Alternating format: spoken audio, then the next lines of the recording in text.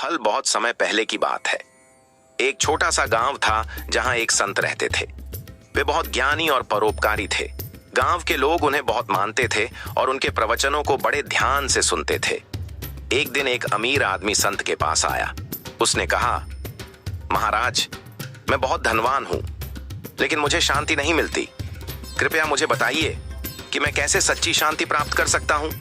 संत मुस्कुराए और बोले, तुम मेरे साथ चलो। अमीर आदमी उनके साथ चल पड़ा।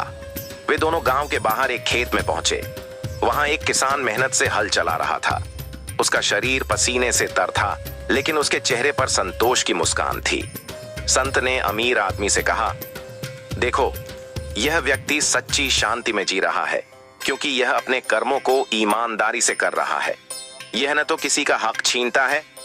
अमीर आदमी को यह सुनकर आश्चर्य हुआ। उसने संत से पूछा, क्या सिर्फ मेहनत से और अच्छे कर्मों से ही शांति मिलती है? संत बोले, हाँ, भगवान श्री कृष्ण ने भी गीता में कहा है, कर्म किए जा, फल की चिंता मत कर। जब हम स्वार्थ और लोभ छोड़कर निष्काम भाव से कर्म करते हैं, तभी हमें सच्चा सुख और शांति मिलती है। संत ने आगे बताया, तुम्हारे पास धन है, इसका उपयोग परोपकार में करो। जरूरतमंदों की मदद करो, भूखों को भोजन दो, शिक्षा का प्रचार करो। जब तुम दूसरों के जीवन में प्रकाश लाओगे, तो तुम्हारे जीवन में भी उजाला आ जाएगा। उस दिन के बाद अमीर आदमी ने अपने जीवन को बदल दिया। वह गांव में स्कूल बनवाने लगा, अनाथ बच्चों के लिए आश्रम बनवाया और भूखों को भोजन देने लगा। धीरे धीरे उसके मन से बेचैनी दूर होने लगी और उसे शांति की अनुभूति हुई। वह फिर संत के पास आया और उनके चरणों में गिर गया। महाराज, आपने मेरी जिंदगी बदल दी।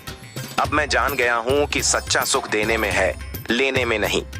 संत मुस्कुराए और बोले, यही धर्म है, यही सच्चा कर्म है।